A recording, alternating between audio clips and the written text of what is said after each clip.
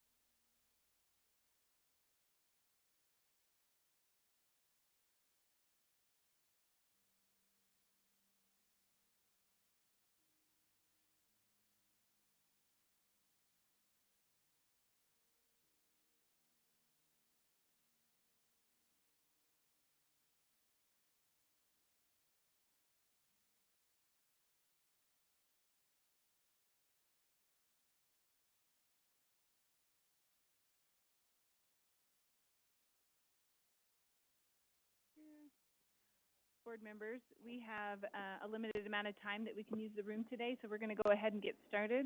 We have a time certain adjournment at 1:30, so we will not be going over time today at all. So, we are guests here today, and so we will use our space efficiently. So if everyone could please have a seat, we will get started. Okay.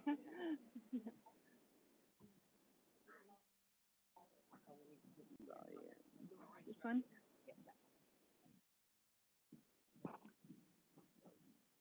Testing volume. Is that better? Okay, board members, just as a little bit of information about how our legislative meetings flow.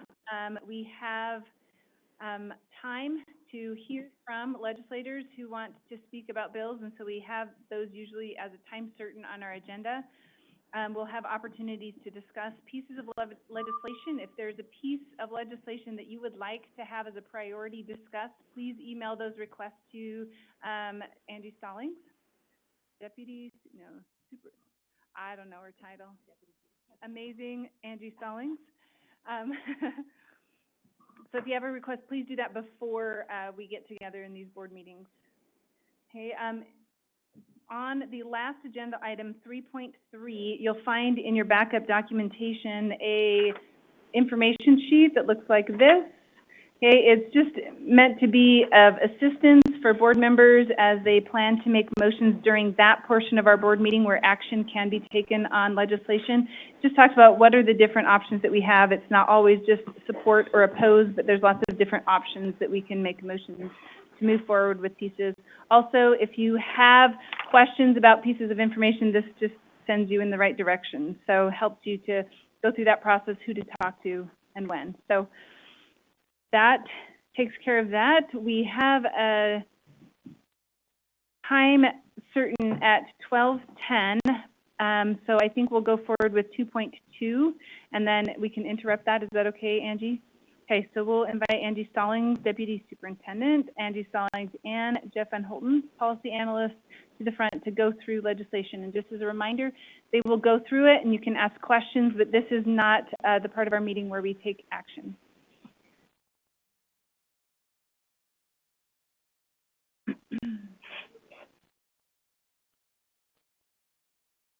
Let's see. Oh, there we are. Good, actually, afternoon, board members. And you would have thought, I guess because this is my first meeting this year, I totally forgot to plug in before we started, so I apologize. It'll take just a minute. But hopefully you received information from, I noticed, both Mark Peterson and I didn't realize that Mark also had sent you an email the same day about some of the logistics of the session, the shuttle, how to track.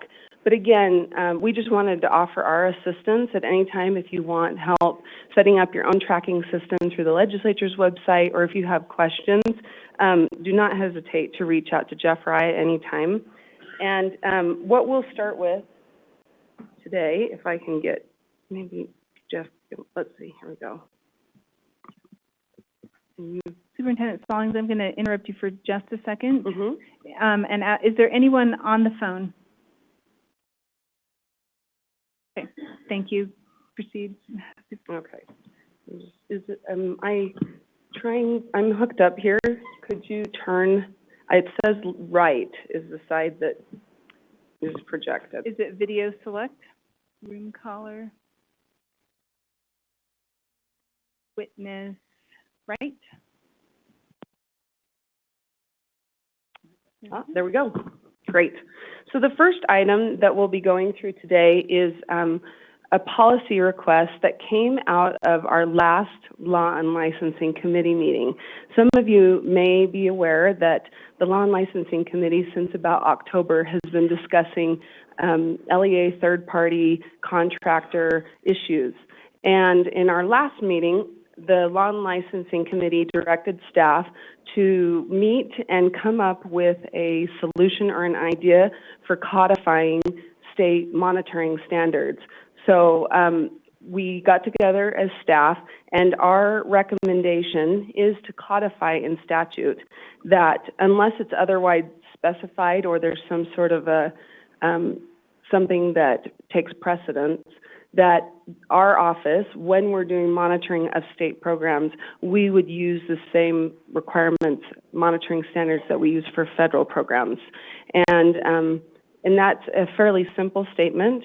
It also provides consistency between how we monitor both our federal and our state programs, so that our LEAs aren't required to have two different, or appear to seem to have two different standards and two different ways of identifying who needs to be monitored. So that's the only policy request that, if you all feel okay with this, we would reach out to a legislator then to open a bill file to codify this. Are there any board member questions? So there's a button at the very below your microphone on the wall. Okay. Okay, Board Member Lee?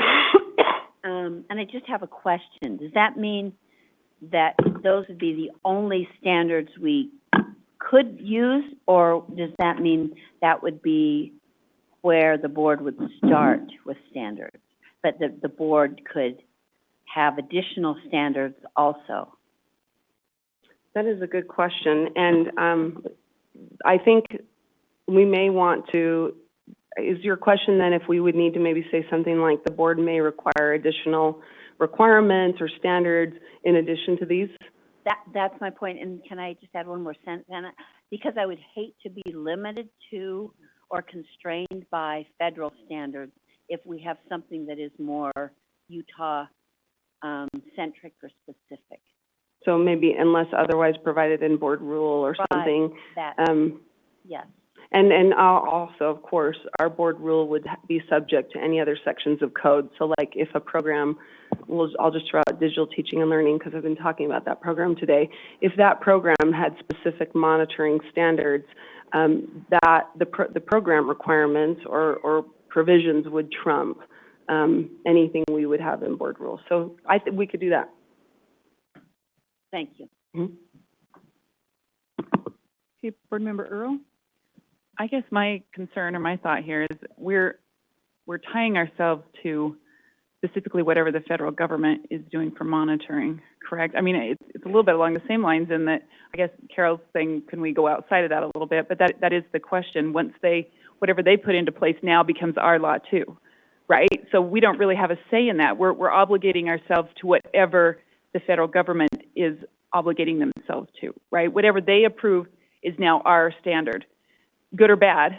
So I really have concerns with that because they may be great right now. I don't know what they're going to be in 5 years, and we've just put it outside of the reach of what we want to, what we might want to accomplish, or it may be, something we want to once again be more restrictive or less restrictive on. Mm-hmm. We've just tied ourselves to whatever the federal government is doing. So I could have concerns with this. So. Is it Board Member Scott Hansen? No? Okay. Okay, Board Member Cannon. Mine is just asking, a question asking for your evaluation as to the effectiveness of federal monitoring standards. Could you give us your opinion on how well done you think those are? And I would love to defer to either Debbie Davis, Scott Jones, or Leah, if any of you would like to talk about the effectiveness. Part of this discussion in law and licensing, while Debbie's coming up, was regarding the federal monitoring standards and how well they work. And so, Hi, everyone. Debbie Davis, Chief Audit Executive for the State Board of Education. So what we're talking about when we talk about the federal standards that are being used, this is federal uniform guidance and how that was developed. And I will say the feds are light years in front of the states on this for the most part. They had, it's called COFAR, this council of bright minds, right, come together, and they spent years going through what needs to happen here. And so it is very well thought out. It is the standard. The state auditor's office uses it as best practice standard for the state. I'm completely comfortable with using federal uniform guidance and these standards. If the state wants to take it on, which absolutely that's something we could do, it will take a long time for us to come up with anything even close to what the federal government currently has. So not to say that we never look at this going forward, but as a starting point, instead of us doing all this work to recreate a wheel, I think using the current federal standards that they have in the uniform guidance, I think it's a good direction to go that will be very cost effective for the state. Okay, we're going to pause this discussion for just a minute. Representative Ellison just came in, and we'll move back to 2.1, which is legislator review of bills, and Representative Ellison, if you'd like to come forward.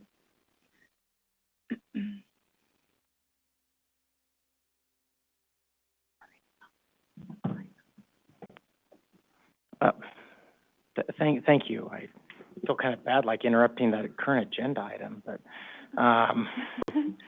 anyway, thank you. I appreciate you letting me take some time today. I have a bill that's currently being drafted. I'm sorry I don't have a copy yet. I will have one shortly, and certainly happy to share that with the state board. I would appreciate feedback. I understand your constitutional duty, and I appreciate that, and also know your varied backgrounds and constituents you represent. So I will tell you the concept, and then I will would just appreciate any thoughts of whether you think it's a good idea or a bad idea. I'm not easily offended. Some people may seek retribution for the questions that I ask when I'm on the other side of the dais. That's okay too. I try to be nice, but so there's an article that I just sent to Angie, so you won't have seen it yet, but I asked her to send it to the board.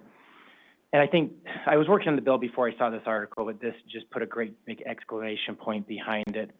It was written by a nationally prominent psychiatrist named Dr. Richard Friedman, and it was in the New York Times, and it was entitled, "Why Are Young Americans Killing Themselves?" Suicide is now their second leading cause of death, and that's nationally. In Utah, for ages 10 to 24, it's the number one cause of death, 10 to 24. Just hours ago, the CDC came out with the 2018 data. They were a little bit behind, but again, nationally, we saw yet another uptick in the suicide rate. I'll just make a couple of brief points here from this article. After declining for nearly 2 decades, the suicide rate jumped among American ages 10 to 24, jumped 56% between 2007 and 2017. And the rates for females went up 12.7%, and for males it went up 7.1% for adolescent males and females. At the same time, the rate of teen depression shot up 63%. And you're very familiar with the data. Let me skip to the end, because he spends a lot of time talking about the difficult data relating to our youth, the comorbidity of substance use disorders. And so I'll just read you his very last sentence. To start, we need a major public campaign to educate parents and teachers to recognize depression in young people and to learn about the warning signs of suicide. I'll just mention in my own district last night, they had a youth protection seminar, and we do those across all of our districts. And so his first point, I think we're actually doing a really good job about that. He says we should have universal screening of teenagers at school with parental consent to identify those who are suffering from depression and who are at risk of suicide. And we have to provide adequate funding resources to match the mental health needs of our young people. And here's the last line. Every day, 16 young people die from suicide. What are we waiting for? So the bill I'm proposing would be for mental health screening for our students with some very important caveats. I've been working with 2 preeminent child psychiatrists on this bill and the ideas behind it. It would probably apply to grades 3 through 12. A school district, just like the youth protection seminars, it would be a mandatory statewide requirement. However, districts could opt out, LEAs could opt out if they didn't want to do it. And then it would be parental opt-in. I was told when Carbon District did this, they had 90% parental opt-in. I talked to another superintendent who's doing this in their district, and he said that after they did the screening, they immediately identified 12 children who had plans to take their lives. I've been thinking about writing this bill for years. It is a bit ironic that we do vision screening and hearing screening in our schools, but the issue behind the number one cause of death, we don't do screening. Now, the technology has come a long ways in this area with You're all familiar with computer adaptive testing. They have the same thing for mental health screeners, and they are age-specific. And they've developed these types of screeners by using patients who've already been diagnosed and then having them take the assessment to see if the assessment matches the diagnosis done by a psychiatrist over like tens of thousands of people, and very, very accurate. Now, the screening would not be diagnosing a child. Let me just make that very clear. The screening would be the way Carbon District did it. They partner with their local mental health authority, administer the screener. The children that show they may be at risk, which again, typically 75% of mental illnesses manifest themselves before, I believe, the age of 21. So this is the prime time to recognize these issues. And if they're addressed earlier, the outcomes are much, much better. But then, so Carbon did the assessment, triaged the results, worked with the local mental health authority, brought the parents back in, the student to go over the results, and then recommended, here are options in the community that you could seek further help. Because our school counselors are, by code, actually we clarified it in HB 73 that I ran last year, are not in a position to give psychotherapy or, you know, in the case that medication may be helpful, but we're not introducing any of that into the schools. Just like we would do with a child who maybe did poorly on the vision screening, we say probably need to get them to an optometrist, just passing, excuse me, that information along. So that's the basics of the bill. Again, this is not, we have a number of districts that are starting to do this. The benefit, though, of having it statewide, it would be consistent. I wouldn't want to be a superintendent who has to go out and figure out what's a scientifically validated screener that I should be able to use. And the one thing that I have worked into the bill is that when a student if they took the assessment, the screener, they would input their student ID, not their name. So nowhere in any database with this protected health information would their student name be. Now, this is analogous to, it's called the CODIS database. That's the Combined DNA Index System that is the national database that every law enforcement agency works with. When that happens, somebody's DNA profile, along with a identifying alphanumeric code, goes into the federal database. So if anybody ever breached that federal database, nobody's name is, they can't get any private information because it doesn't exist. So this would be the same thing. We'd have the Division of Substance Abuse and Mental Health partner with the State Office of Education, State Board of Education on the screening process, have it cloud-based. Each district would have the list, of course, of student names and corresponding ID numbers, and then the only number that would go in there would be the student ID number. So from a breach of confidentiality perspective, that should not be an issue. And I know that's a very important concern. And again, we'd have parental opt-in. So it would be opt-out by the LEA, opt-in by the parent, and then collaboration with the excuse me, local mental health authority or any licensed clinical resource that maybe the district may want to work with. So, sorry, I've probably taken too long. I'm happy to answer any questions or have any feedback. Yeah. Board Member Cannon? Yes, I made a note on some of the things you said. One of the things you said was that it's important to fund the mental health needs of young people. So as you're bringing forth your bill for this screening program, which I'm highly in favor of, I'm just wondering if your bill will carry any kind of a fiscal note to aid in doing that. Thank you. I should have covered that. I'm working with Scott Jones. I've been talking with Superintendent Dixon and Angie Stallings about this. We are trying to quickly establish what the cost for the screener would be. The one really good thing, I think, is if we do this on a statewide basis, we can get that cost very, very low. And so I'm not expecting districts to come out of pocket for that. The question would remain then is when a child needs help. Well, for instance, in HB 373, the school counselor bill, a district could elect to use some of those funds for clinical counseling services through a private provider if that student needed help, and was uninsured. Now, in Utah, the vast majority of, excuse me, children are insured or are insurable under the Children's Health Insurance Plan. And so that's the value of working with the local mental health authority, is they could help get them enrolled, to connect them to services. So I am absolutely looking at that because I don't want this to be a bridge to nowhere. One question you may be asking, and this is why I didn't do this for years, is, well, if we screen it, if we screen the students, we're going to be overwhelmed with demand. Well, you know, it hasn't stopped other districts from doing that. And I asked a certain superintendent that question, and he said, well, we triage the students. When we have, you know, a dozen students that are experiencing severe suicide ideation, those where our resources are going to go.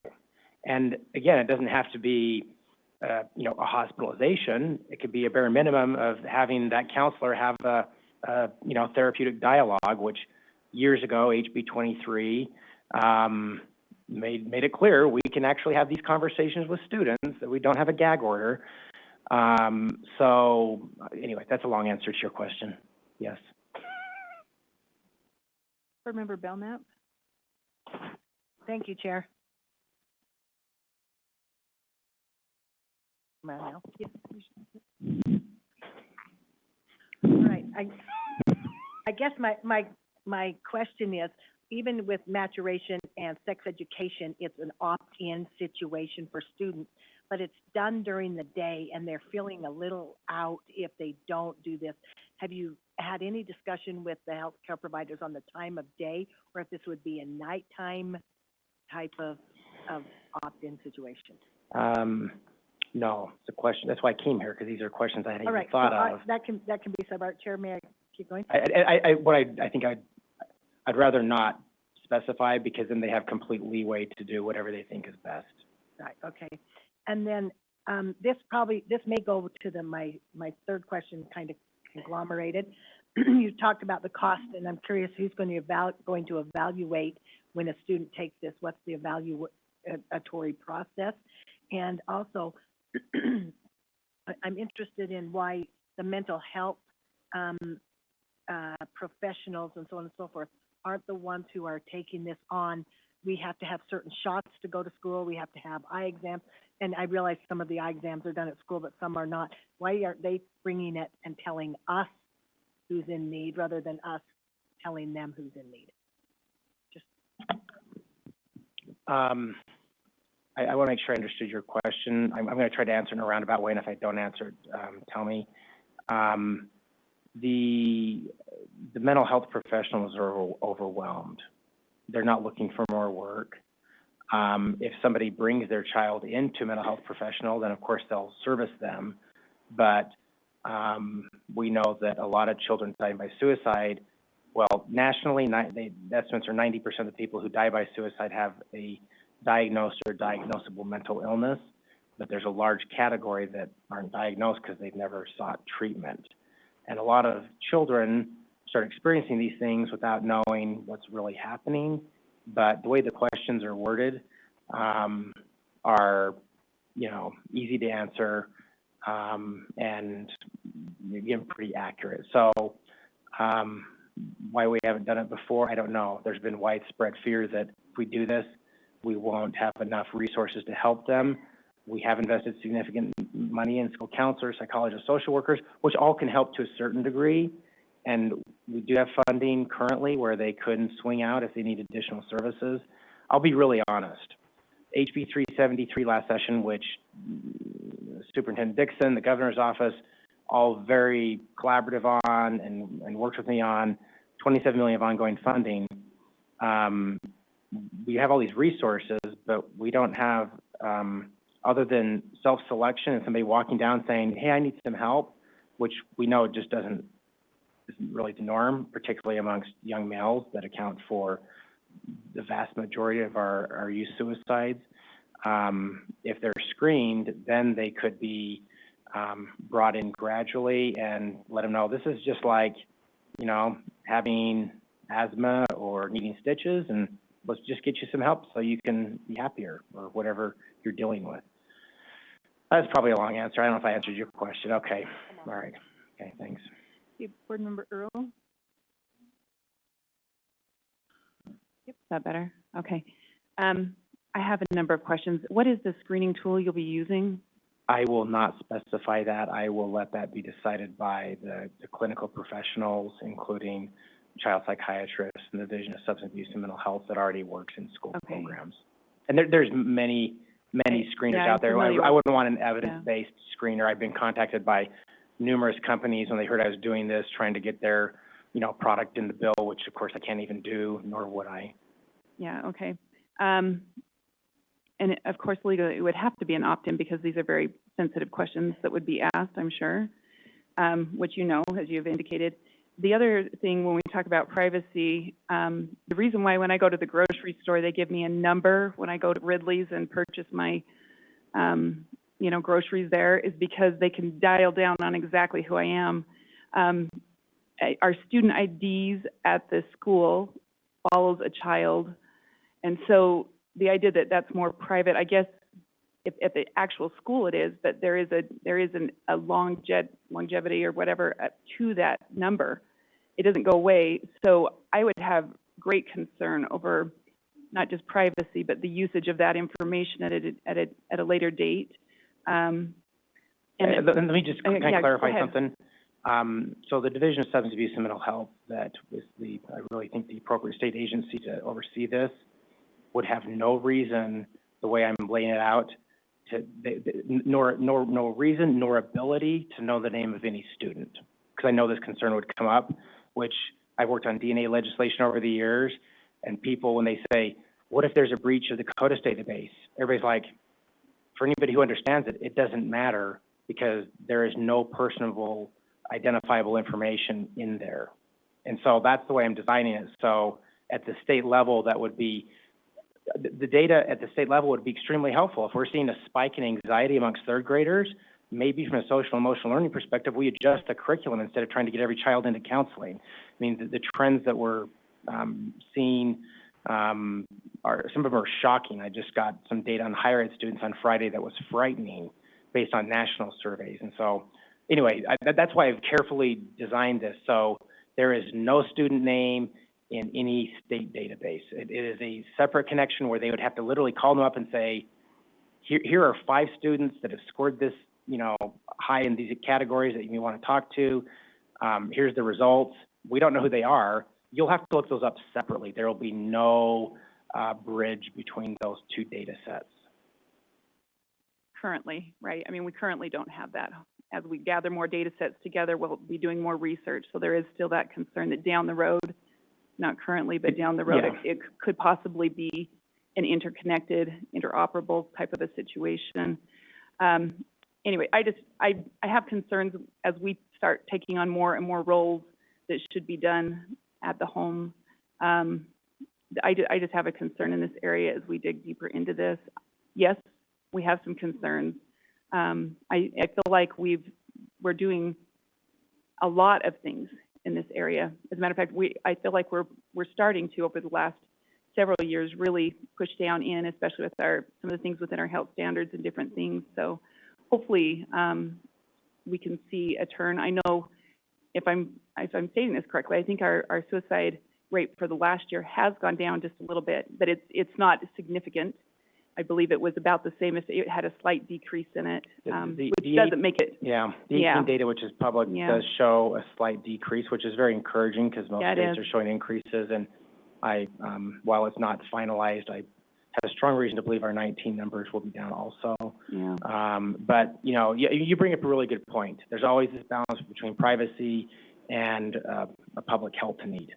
And so as I weigh that, the 4 to 5 students we lose a month to suicide, I'll have to weigh that with, and that's why I made it opt-in. I'm like, if you don't like it, don't do it.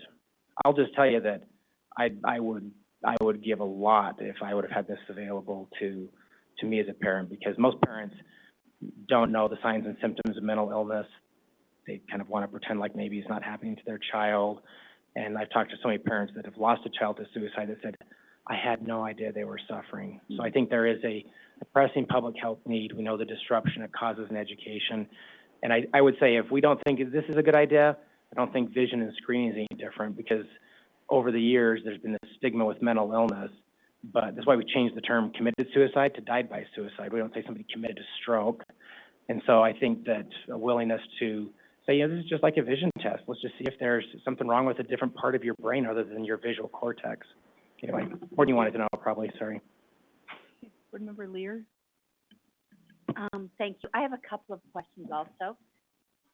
Sorry, Board Member Lear, just a moment. Am I just Okay, not there you go. talking into the microphone enough? Is that better? You're good. Okay. My first question, and let me preface that by saying I support this 150%. I support all your efforts 150%. I just think there are some practical problems that we don't recognize or address with every single year when these bills come forward. And I think it keeps us from being as successful as we'd like to. But my first question has to do with the funding, and you said you're working with individuals at the USOE so to come up with that.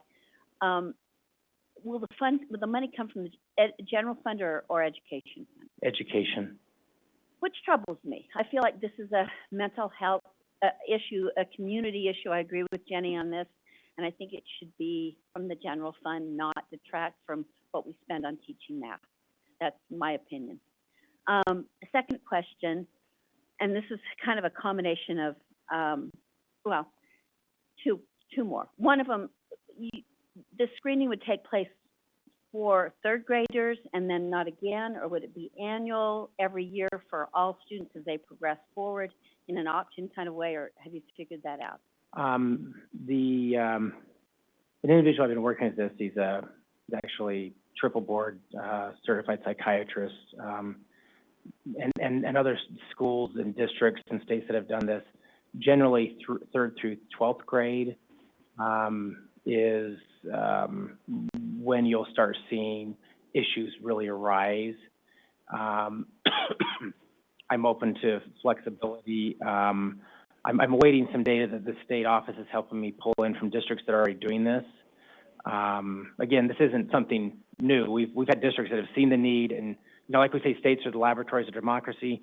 Districts are the laboratories of democracy in kind of our state system, and so that's data I'm still gathering in terms of the frequency. But, so you don't know if it'd be every year or No, that I don't know. Okay. We're still working through that.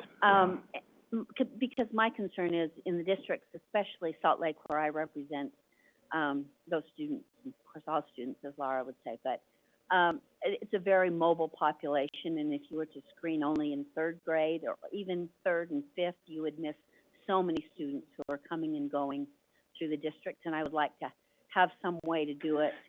So Pick up those students. I appreciate that. Now, kind of where I got this idea is my day job. I work at the University of Utah Hospital. One of the national goals to reduce our suicide rate is to implement something called zero suicide, and that's where a healthcare system takes on suicide, not just for mental health patients, for every patient, and they're asked something like the PHQ-9, which is the Patient Health Questionnaire 9. You can look it up. There's plenty of examples on the internet. It's 9 questions and a score of 1 to 4. Question 9 asks if they have suicide ideation. It can be done in about, 5 to 10 minutes, I guess, if you really want to think about it. So we're not talking like an AP test here. These are and where they're computer adaptive, there's actually a PHQ-2. Answer these questions, we're done. Okay. And that's why having a computer adaptive, there's all sorts of screeners that they could lead into. But again, our goal here is not to diagnose any children, is to simply say, just like a vision test, it looks like you aren't seeing 20/20. Let's get you in so somebody can help you figure out what exactly is causing your vision problem and what we can do to correct it. And I appreciate that it's pretty simple and pretty straightforward and could be administered to students who were new to the school upon request. My last point, and this is the one that I get most concerned about. I feel like there are school people involved in this, even though it's presented as something very straightforward and very routine.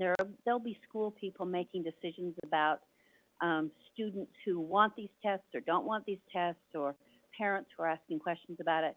And I feel like as long as we have a sort of a frustration among school folks not understanding what the discussions are that they can have with students, we will not get to the heart of this problem. So I know that you would face considerable discussion and perhaps pushback from some individuals, but I would really hope that at some point we re-examine the Utah FERPA section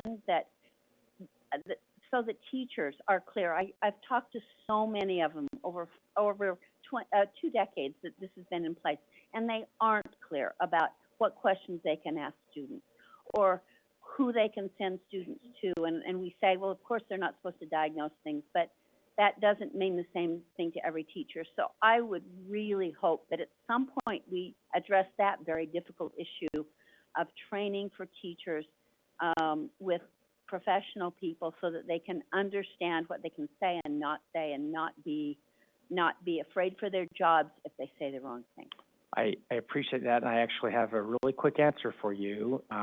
The continuing professional education that teachers need to do on suicide prevention, that's been in code, I think that'd be an excellent place to embed the concerns you're talking about, so we can, on a routine basis, reach every teacher with those concerns. Because I had to run a bill to clarify, we can ask a child, if you're thinking about hurting yourself, you're not going to break the law. And I'm sure that just passing a law doesn't get the message to the water to the end of the row, but that would be probably the best way through that continuing professional education to get that out there. Just an idea off the top of my head. I think it's a great idea, and I just think we've got to invest some time and energy into that, because we all think the teachers understand that our words are clear. I can tell you from many, many conversations, teachers are not clear. Thank you. Thank you. Okay, Board Member Davis? I was just thinking how strange it was recently when my doctor had a concern about my daughter's hearing. He sent me to the school district. He said, we can't do a full diagnosis. You have to do the school district. It was so strange. And I'm just saying, I understand when you say our mental health workers are overwhelmed. I 100% agree, and we can't get enough help for enough people fast enough. But I also want to add that our schools are overwhelmed too. And I'm just asking if what you're suggesting is important. If we implement something like this, what are we going to take away? Are we going to take out the SHARP survey because it has a similar kind of type of end of scenario type of data expectation? Are we going to take something else off of their plates? What are we taking off of our educators' plates to add these things on? And so I guess I would just ask that be part of the conversation. Happy to talk about it. I will admit that I try to run extremely few education bills because I understand general control and supervision resides here. Open to ideas on things that can be repealed. I would strongly disagree with repealing the SHARP survey. That gives us unbelievable data that we're turning into useful action items. But one thing I want to clarify here is, just like the PHQ-9 that's given in a healthcare setting, we have medical assistants that administer. They hand somebody the iPad. They hand them a piece of paper. This is not a psychoanalysis type of deep dive. They send them at the computer, maybe help them log in with their ID number. That's it. And then on the back end, all of the additional school counselors that we have can help to work with the local mental health authorities to get those results in. So the goal here is minimal, if any, real burden on the teachers. Can I ask a quick follow-up? That being said, is this something that could be a small section in the SHARP survey or connected on, so it's not a whole nother experience or a whole nother, because all the little things add up for the... Yeah, it's a good question. The SHARP survey, of course, is completely anonymous. This is anonymous from the perspective that the name's not identified, but we have a connecting number, kind of a Rosetta Stone to connect the two together. I wouldn't want to micromanage that. Something we could definitely talk about if that's easier. It's, of course, way more comprehensive too, but good question. Board Member Haynes? Thank you, Chair. And thank you, Representative Elison. This is a very emotional and personal topic, and I admire you for taking this to the level that you've done. And I agree with many of the questions, all of them, that we've heard today. It is a very personal matter. Myself, my son's lifelong friend, one of his best friends, took his life when they were seniors, just last year. My next door neighbor lost a family member to suicide last year as well. I'm appreciative that you're pushing forward on this, and as much trouble as it will be, because we know it will be, there'll be a lot of things that need to be done to ensure it's done right. If we can save one child, it's worth it. And I appreciate all of the effort that you're doing. It's too important. And I appreciate that you are looking to experts and resources. I would ask that you include in that implementation, that you include parents of children who have taken their lives.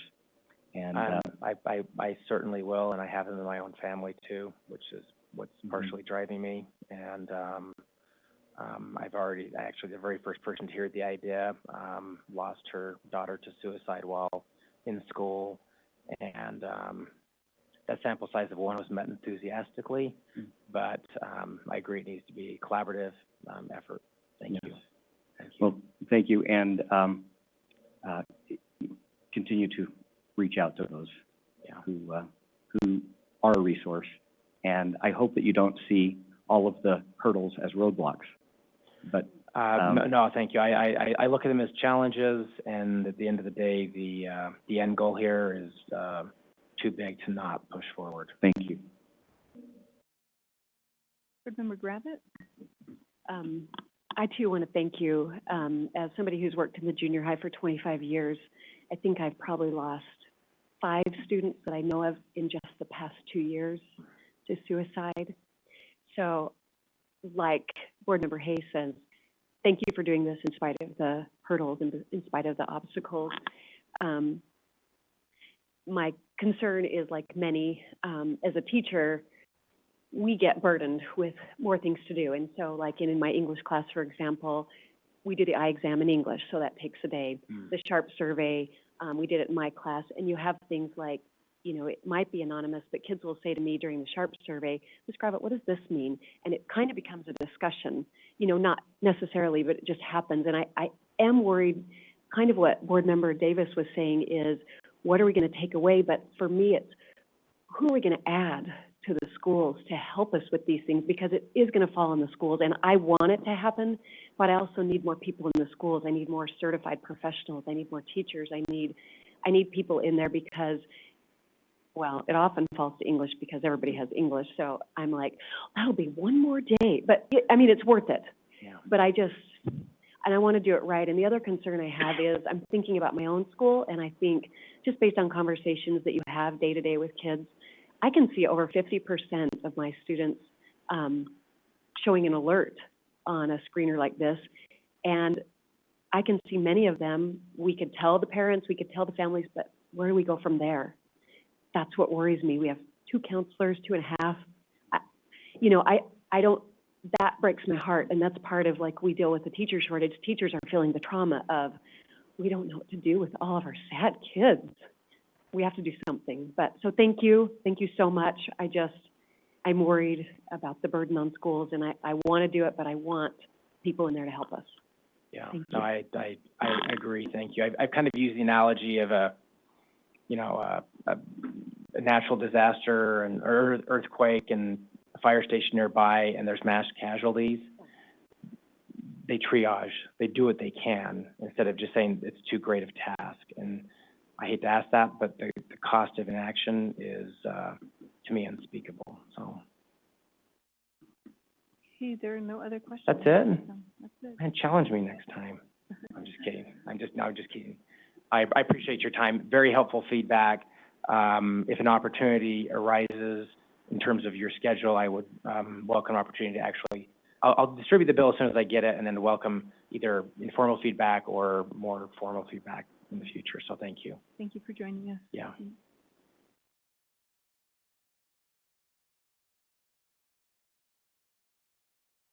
Okay, so we'll return to item 2.2.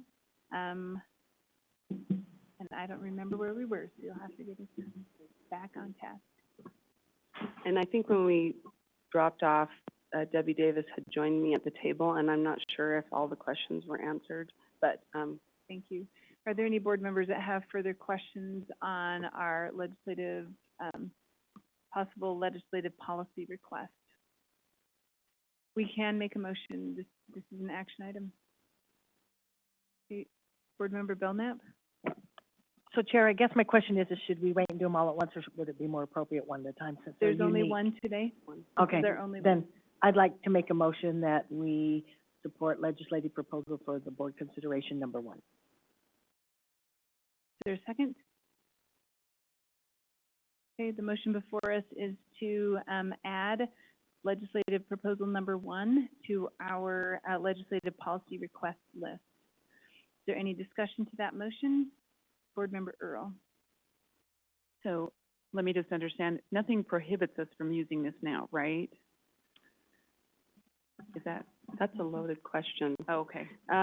Meaning, the reason why I say that is there's been times when we have used federal standards, and I think some who've been have had monitoring action happen feel that the federal monitoring standards are perhaps higher than what the state legislature would want.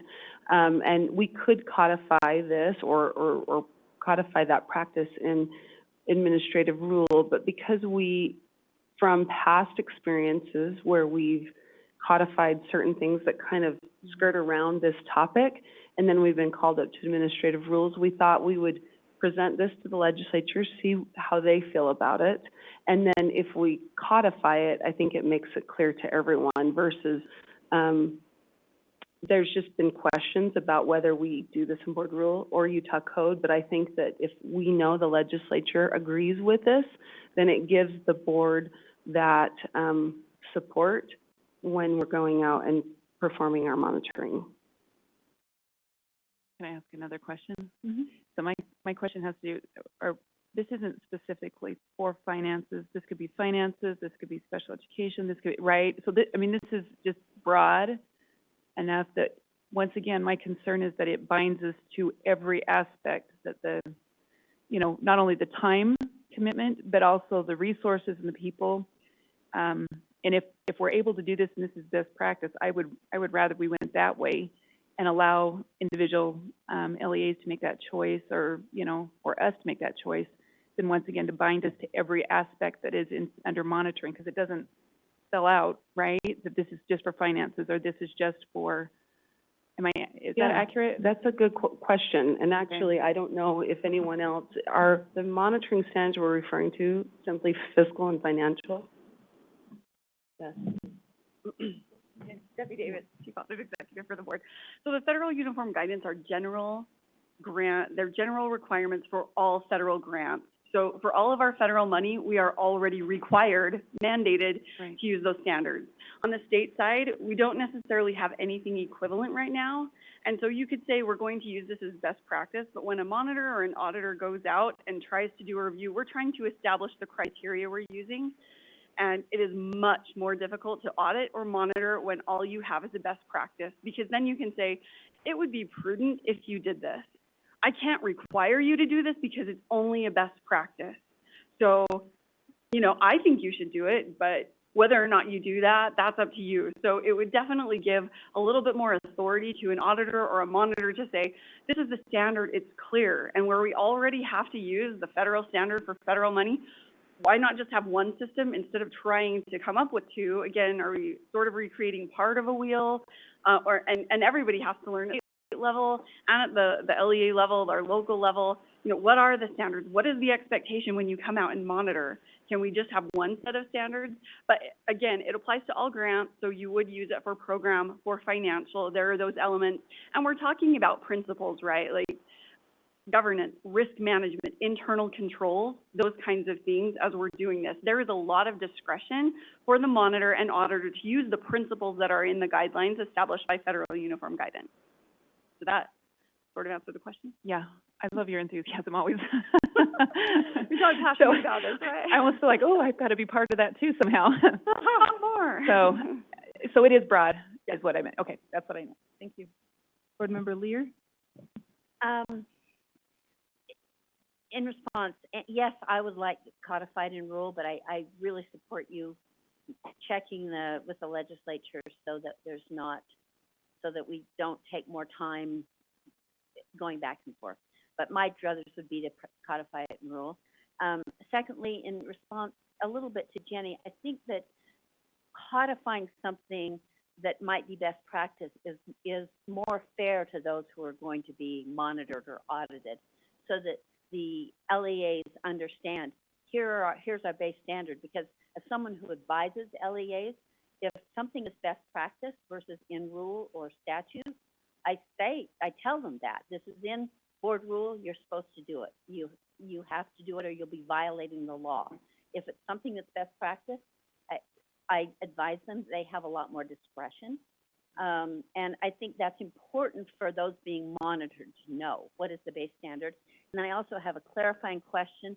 Would this include, is the motion, Laura, including that the board may add its own criteria if notice is given beyond what the federal standards are, or not different than it couldn't, this is the base is what I'm trying to say. Is that what your motion was stating?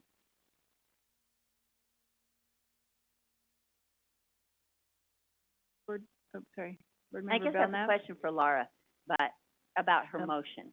Chair, is that okay? I just said exactly what was here, and it says, unless otherwise specified in Utah code, the board will use the federal monitoring. And Utah code, But that doesn't mean we still can't work on it in board rule. There's nothing that prohibits us from working on it.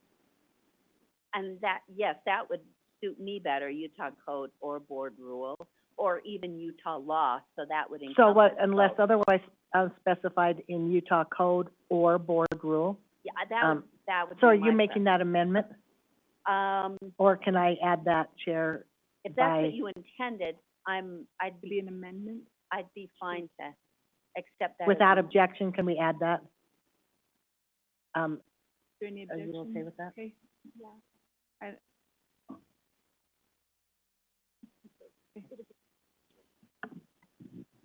Okay, with that has been added, there's been no objection, so it would be either or. So yes, that would be a yes, board, okay. So- Thank you, those are my questions.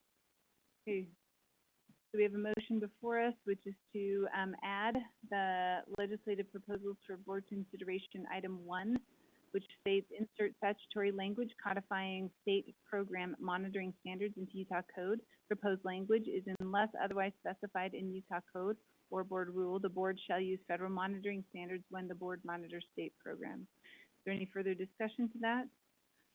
Seeing none, all in favor, please say aye. Any opposed? That motion passes. Is there anyone on the phone?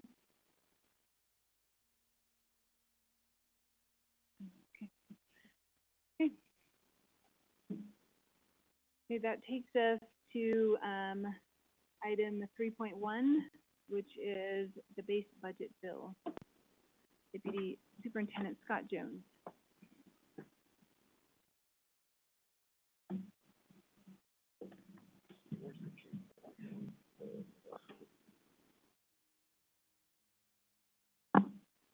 If Director Jacobs is going to join me too, Yes, please. please.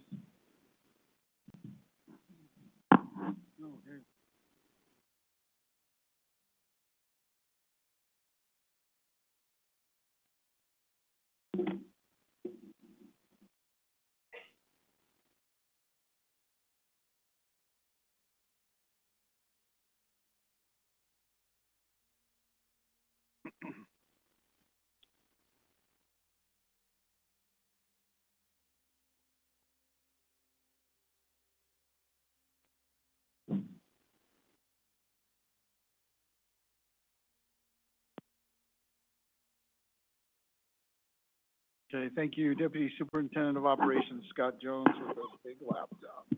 So, earlier today in public education appropriation is pretty much the case with every legislative session. the LFAs reviewed the base budget bill with the Public Education Appropriations Committee members. In prior years, board members have asked that as part of these meetings, we try to stay in tune or in time with what's going on in public education appropriations with you.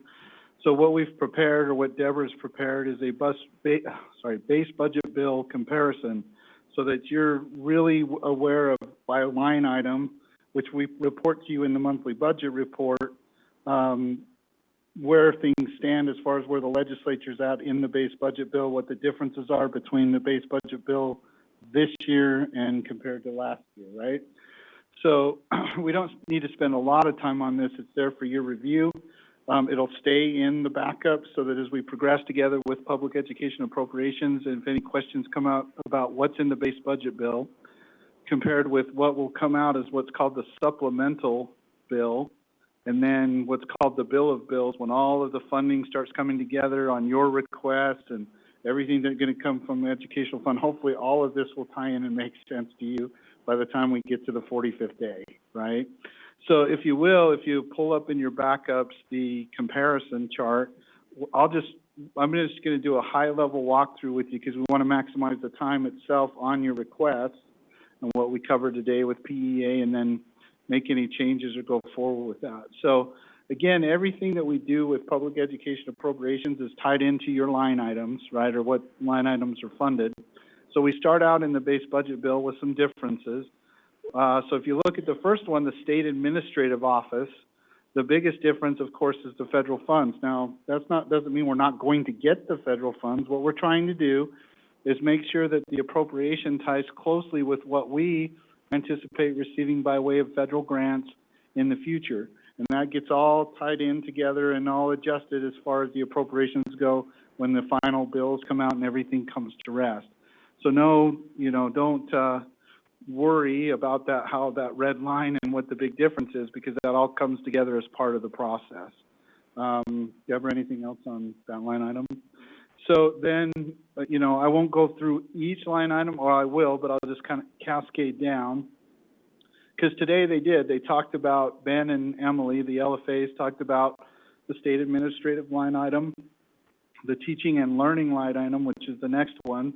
And you see some differences there on revenue transfers, and we can explain those, because see that reduction in TANF funding? Well, have you heard that conversation about the reduction in TANF funding and how we need to, do you see how this is all coming together and tying in with where we start and where we're going to end up, which is always going to be a good place because we do this process so well together. Then you have the child nutrition program, which we went into detail with public education appropriations today. And I know that not all the board members attend PEA, but again, we want to maximize the information to you so that as we progress together through the legislative session, you understand where we started and where we end up. So then we talked about, and so that's pretty much all the appropriation units we covered. So in the future, like on Monday, they're gonna, as an example, they're gonna cover the State Charter School Board PGAA appropriation, right? And then the State Charter School Board chair and vice chair, and then the director will come to the table and we'll work through all of these different line items. And then your request, your budget request, which we'll segue into here in a minute, all tie into these particular line items so that when they do appropriate or meet your request, then it gets put into the proper line item. And then each month, we provide you an update on what our execution rates and how we're doing as far as execution of the budget. So again, this document is going to remain in the backup. So I'd ask you to refer to it. If you want, we can print it out. Because the thing about printing it out, though, is it changes, right? So what I will do is my staff will do is if there's changes in the base budget bill by way of actions that PEA takes and then EAC takes, that we'll update it just in this spot, right? And as we meet weekly, we'll update you on any changes that occur. So we just wanted to provide this to you and familiarize you with it, and then open it up through the chair to any questions you may have at this point. So that concludes my briefing on the base budget bill. Unless, Deborah, do you have anything you want to call out to you? Just, asking that you continue to monitor it with us. as we progress together. Chair, any questions? Yes, Board Member Lear? Yes, I had a question, and I heard the discussion this morning about in the child nutrition program, about the liquor tax, and Mhm. Kathleen, the, board's director of child nutrition, talked about that with the committee, but I didn't understand, or I wasn't paying close enough attention to the answer. Because that was part of the tax reform package to redirect that or take it out of the school lunch program and send it elsewhere, or make it part of I can't remember if it's part of the education fund or general fund or whatever. I wonder if it seems like this budget still reflects that. It's not, it's gone from our base budget now. Is that right? Or am I missing? No, it's still there, yeah. And so it's, the liquor tax is still in our base Yes. budget to be directed to school meals. Correct. Is that right? Yes. Great. Right. Sorry, No, you're That's fine. all. Not, thank Thank you. I mean, this is why, so if you're, whether or not you attend PEA or not, if I may, Chair, whether or not you attend it, these are the kind of questions that we want to drive. We started an iterative process. We want to walk you through it so that you're tracking just as long or as well as you can. We'd understand that your time's limited here on the Hill, and so, we want to provide this avenue as a way so that you can see the progressions that we make. Yes, ma'am. turn me off. Yep, go ahead. Just my concluding statement, I like it, it's important to me as a board member that it stay in this budget and that it be directed towards okay. school meals. I wanted to say that also, thank you. Right, and if I may, Chair, we did place this as an action item. I mean, I don't think you need to make a motion on that, right? But that helps us to know, from a board member's perspective, what needs to stay in the integrity of the bill as itself, so that we monitor what the actions are of PEA and are supporting your direction and your guidance. So, yes, ma'am. There's no other questions. If there's no other questions, we can move on to the next agenda item. So I'll ask Deborah to depart, and then have Dale come up for this one, because I think the next one is the budget priorities, right?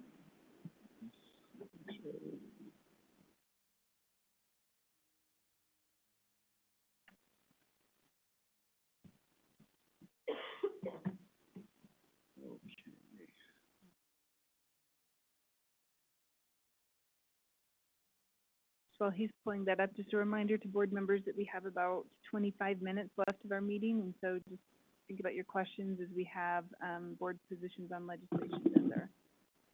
Okay, so for this one, we've provided in the backups, if you'll pull your backups up, or if you're on this. If not, then I'll display it. Are the displays coming up on your screens here? Okay, good, okay. Just want to make sure. We start off with just a quick overview of the tracker itself, how we've developed all these, the cases, the business cases that went through the Budgetary Procedures Act. So this is the consolidated list, if you will, of all the different requests. Then, of course, we provide any handouts that have been done or provided by way of our strategic communications or communications cell. That's available to you as well. So let me move now. My computer is really dying here.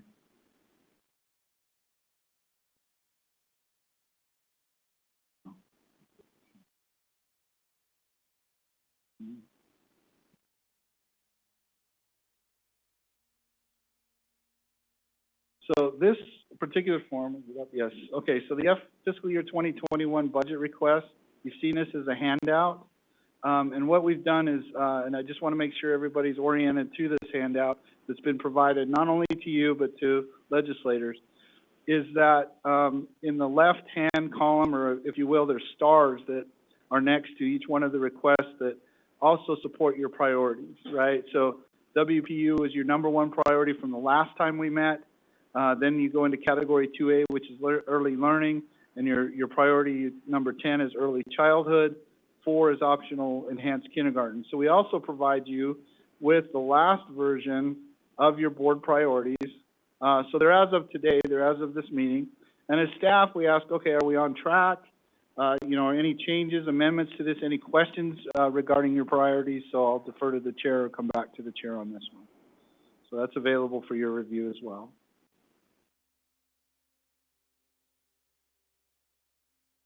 Are there any questions from board members? Okay.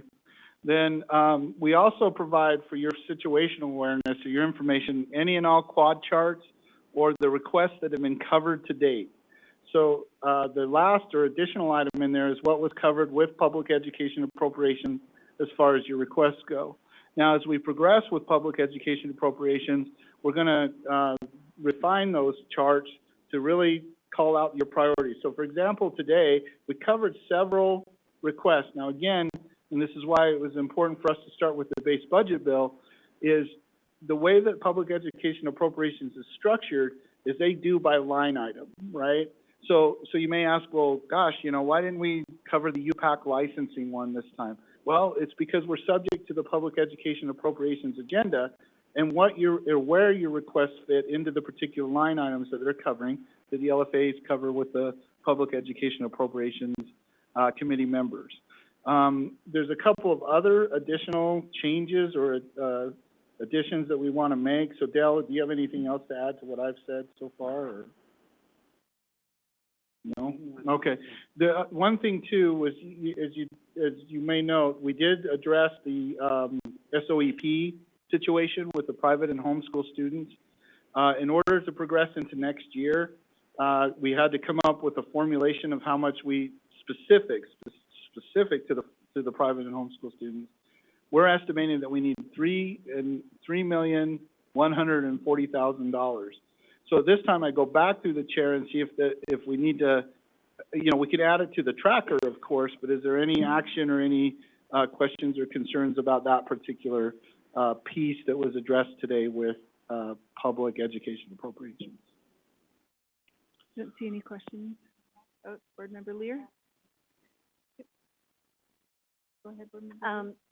My question was, Scott, on the 3 million plus, does that include the 2 million that was an emergency? So would that be 1 Right. million plus in addition to the 2 Yes, million? yes, ma'am. Thank you. Okay, Member Davis? okay. Oh, just a question. I think one of the representatives today asked for those subgroups to kind of be disaggregated, and when you do that, if you could share that data You with us bet. as well. Absolutely. Yep, part of the process. Absolutely, yes. So, now I'll refer to Dale. Yeah, go ahead, Dale, if you have any. Chair, if I might, and these are, we were working on this, during this meeting, and these are the data at this point, and so they're tentative, but, of the total enrollments, sorry? They can't see. Correct. Yeah. But just for your information, of the total enrollments for that program, 73% are public school students, 9% are homeschool students, 18% are private school students. So only about a quarter are the section of the students that appropriation pertains to. That helps give you some sense. And we'll continue to give you more information. We just got that. Thank you. Okay, there's no other questions? Sure. Is there someone on the phone? Yes, Is that Board Member Earl? Jenny, sorry. Okay, Yes. thank you. Okay, proceed. Sorry, thank you. Okay. Well, with that, then, we can go to number 3, which is the board's position on legislation, if there's no more questions on prioritization or the proposals for state fiscal year 21. I don't see any other lights, and so we can go, we have 2 options. We have board positions on legislation, so if there aren't any immediate motions that board members want to make, that's our first option, and then we have a few minutes. We have about 15 and a half minutes if we want to go back to item 2.3, and Angie can present some general legislative, so is there any proposals for positions on legislation? I see none. So Angie, if you'd like to come forward, we'll go forward with item 2.3, and they can introduce some of those. Okay. Jenny, could you put your phone on mute, please? I'm trying to find it, I'm sorry. It's No, not please. playing. Thank you. Thank you. All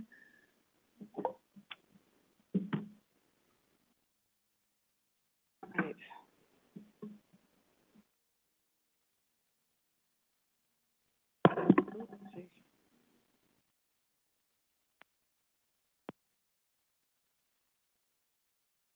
All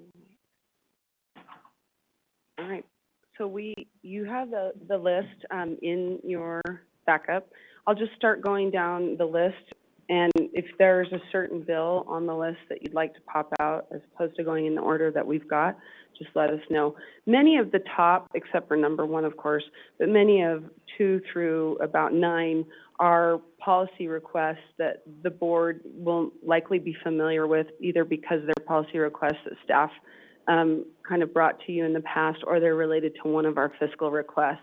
So the first one, HJR 13, is a constitutional change. It's a resolution that would change the language in the Constitution about the board, and would allow the membership of the board to be established by the legislature and could be either elected or appointed.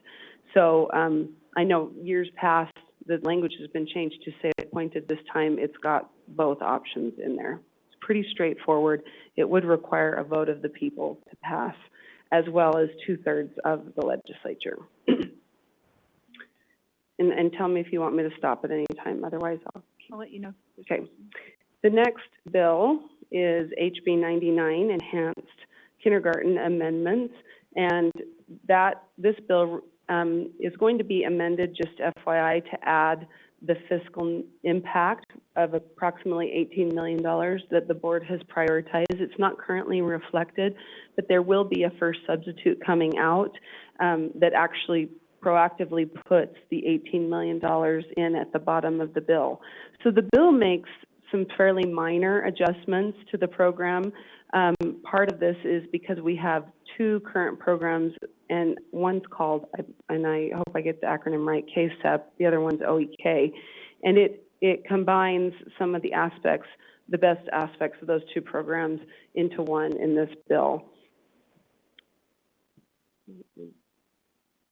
And you want me to keep going? Yeah. Okay. Oh, there is one, Board Member Belknap.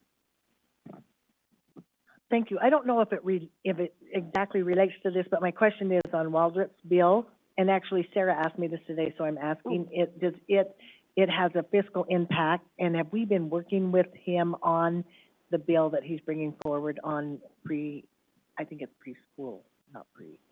You know what I'm Do saying? you mean maybe this one, the early learning training and assessment? Yeah. Yes. So, yes, we have. Okay. And we had a business case, and it's a little under $18 million. You'll remember Jennifer Throns and Sarah Woodkey, we presented 3. One, it was a $3 million ask related to preschool. There was the 18 plus for enhanced kindergarten. And then the third one was for this, what we've talked about as job embedded coaching or learning and instructional support for our teachers in those preschool through 3. But it does, or is it K3? I apologize. I thought it was pre-K3. It's pre-K3. So the coaches would go in, or the supports from the district or the charter would be to support the instructional practices in those early grades. So yes, we have been working with Representative Waldrop, and it is based on a lot of the work that our staff did. It's a little, and that will also be amended and provided in the substitute. It's a little under 18 million. They have very similar numbers, those 2 bills, the fiscal impact. So my question, really quick though, this one is talking about mathematics. Are there Oh, two separate yes. bills? Are there 2 separate bills that he's running, or are they going together? And thank you. It's because I didn't quite get to actually starting to talk about the bill, but there's 2 parts to this bill. One part is that it would be funding an assessment, a numeracy assessment in those early grades, similar to what we have with the KEEP and Acadians in grades K through 3. The numeracy assessment has a cost of about $300,000. And also it includes, as part of, instead of having an early literacy plan and a numeracy plan, the bill would provide an early learning plan that includes the elements of the early literacy, and now would include a plan on how to support, an LEA's plan to support numeracy in those early grades. So that's one part. The other part is what I addressed or alluded to, which are grants that would go out to regional service centers and LEAs, to hire staff for job-embedded coaching, as well as other professional learning and instructional supports type activities in the LEAs. Thank you. Okay, I don't see any other questions. All right. And so currently, you'll see in the fiscal note, you'll only actually see about $400,000 reflected, but we've been asked or been working with some legislators who counseled us that we should put in proactively the amount that we're wanting for both the OEK as well as this program into the bill, so that that can start the conversation about the fiscal requests at the same time. So you'll see both of these bills likely have a first substitute very soon, but substantively, I don't anticipate changes. It would be to add that fiscal language at the end. HB 58, you'll be very, I would think, fairly familiar with this bill.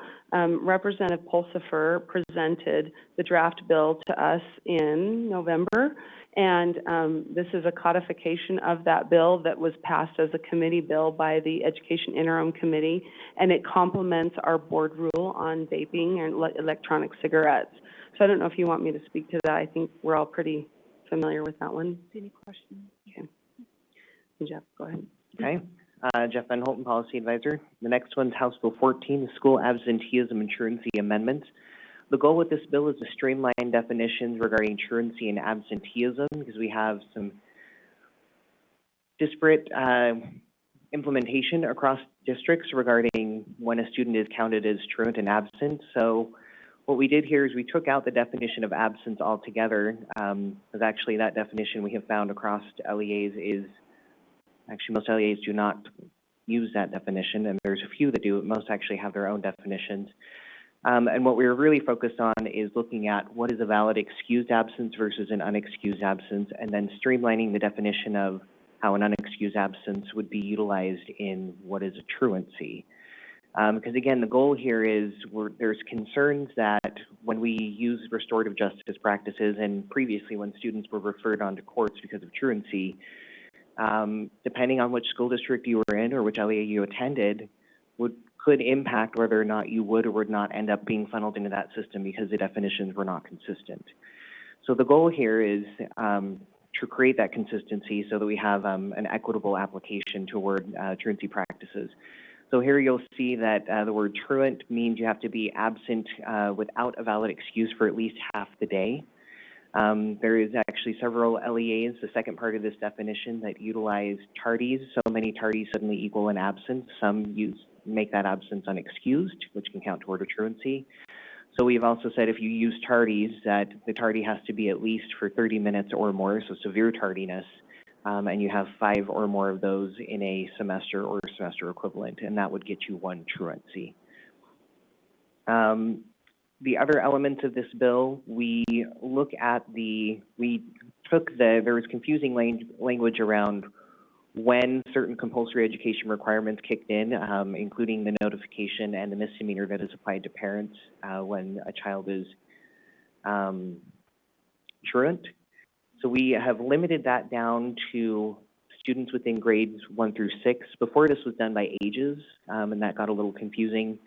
So we just did it to grade bands, and then we switched to grades 7 through 12 when the responsibility shifts over to the student getting administrative penalties. So that is essentially the bill, if there's any questions. And if I may, I wanted to remind the board that this was one of the board's bills last year, and the background behind it was the Eliminating Barriers Task Force that the board had, and when we discussed truancy issues, there was this identified need of having definitions be clear and a change to the code. Board Member Belmont? Has there been any discussion, instead of doing grades 1 through 6 and 7 through 12 and having the elementary and secondary model where we have 6th grade sometimes in the elementary model and sometimes 6th grade in the secondary model? Somewhat related to that, there's going to be a couple of amendments that are made to this bill, and one of them is saying if there's a student in grade 7 or more, there were concerns that we have, so this is really not answering your question, but then I'll answer it as well, but I wanted to highlight this amendment. There's concern that gifted students who might be skipping grades, might get disproportionately impacted, potentially, because they're in grade 7, but they're younger. So we are gonna make a carve-out for that, but, there has not been discussion around, what you have mentioned. We could do that as well. And that's something you could offer in a motion as well if you wanted us to. We will be amending this bill with Representative Stowe to make some tweaks to it. Board Member Lear? Just a comment. I liked it better the way it started out, very frankly. I'm a little torn because on the one hand, I understand that you want consistent definitions so that you can gather data. On the other hand, part of the problem with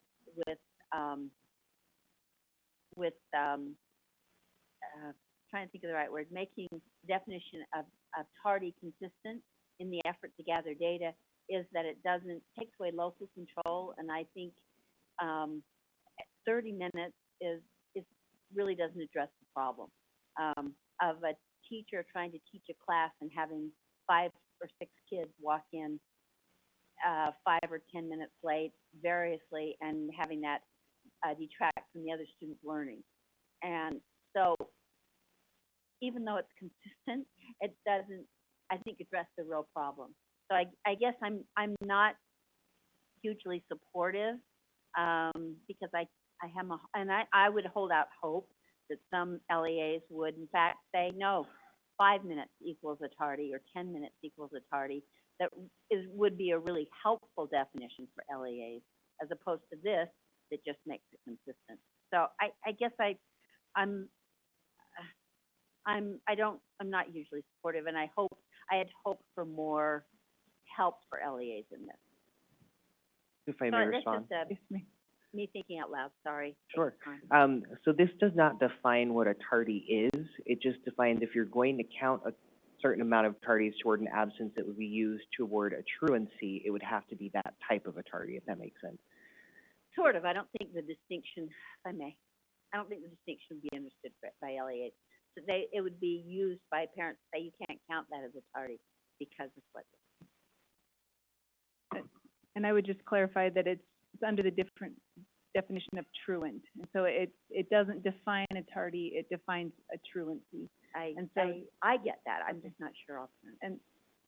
But that's, that's just my conflict about the bill. Okay.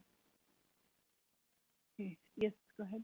Just one other thing I wanted to clarify. The reason why truant is a key term, it's used because we're talking about what could happen to a parent, like getting a misdemeanor. And so this wouldn't be a tardy like that reflects on your report card and says you need to work on your skills, or what am I trying to say, your professionalism skills, and you need to be on time. This goes to actually a parent's potential impact on them on getting something in a criminal setting potentially, or being called in by administration. And so it is, I just wanted to give that background, that it's has this bigger reason, and that's why the term is, it's term of art versus just being tardy. Let's see, any other questions? Okay. Keep going. Yes. House Bill 16 is a school meals program amendments. This, you'll recall, is this bill does 2 things. First, it amends the state liquor tax revenue that is collected. Currently, the law says it can be used for school lunch, and that will be changed to say school meals instead, so it can be utilized for things like breakfast, after-school snacks.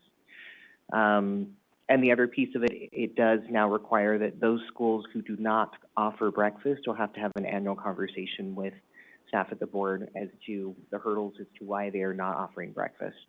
Where previously, they would report that once every 3 years, and after 2 3-year rounds, they could opt out to never report again. So those are the 2 elements of that bill. Any questions? Okay, we have 3 minutes left, so if we think the next, Board Member Lear? Go ahead. I move that the board support, and I don't have the little chart in front of me, so I may say it wrong, you'll have to correct me. I move that the board support HB 222, school breakfast participation requirements. Is that the one you were talking about, Jeff, just now? No. No. No, I'm sorry, HB 16, sorry. Representative Johnson. So HB 16, right. school meals program amendments, the one he just discussed? Yes, Okay. thank you. Is there a I move that second? the board support that. Okay, the motion before us is to, have a motion of support for HB 16, school meals program amendments. Is there any discussion to that motion? Board Member Bellman? I have a comment. Okay, we'll get right to you. I just one want to second. get full Board Member clarity. Belknap? Or, sorry, Jeff, the two things were, is that it was for meals and the reporting. Other than that, it's pretty status quo to what it was before. Correct. Thank you. Board Member Earl? Is there a definition of meals in there? We're changing so that we're going more broad, so we have breakfast and lunch, but now we're just making it broad, it's meals. Is there a definition of what that is? No, so currently in code, the state board is given complete discretion on how this money is distributed and for what purposes.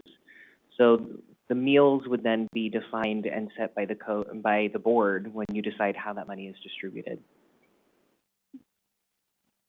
Okay, seeing no further discussion, the motion before us is to support HB 16. Thank you, Angie. HB 16, school meals program amendment. Board Member, Davis. I just had a question. Can you run through the reporting element again for us? Since we just had this big audit, that we have hundreds of reports that we're requiring of our schools and looking at ways to try to streamline, and this adds reports. Can you talk through us to that a little bit?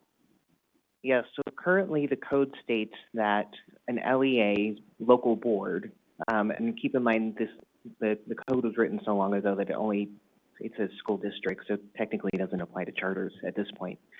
But an LEA would have to report once every 3 years, and they could take a motion, the board, to not report for 3 years. They could then take a motion after that 3-year period to do that again, and then to exempt themselves from ever reporting to the board as to why they are not serving breakfast, their lack of participation. So there's a gap in data that staff has identified, that there's a small group of schools that they're trying to understand the hurdles of breakfast participation, but they don't have any data to truly understand what's going on. Most of those groups have opted out of the report. Can I ask a follow-up? Yes. What are they reporting in the report? Just that they offer it or they don't? That's it? They would report why they chose not to offer it. So what is the hurdle, the reason for non-participation? So it's not just, I don't participate, I don't want to, but why? Is it in code that they have to offer it? No. Then why are we, okay, I guess, maybe I need more information. Okay, the motion before us is to, take a position of support for HB 16. All in favor, please say aye. Any opposed? No. Board Member Earl? Okay, thank you. That motion passes. She's opposed. What was that? Okay. That is the end of our time, so that concludes our meeting. We are adjourned.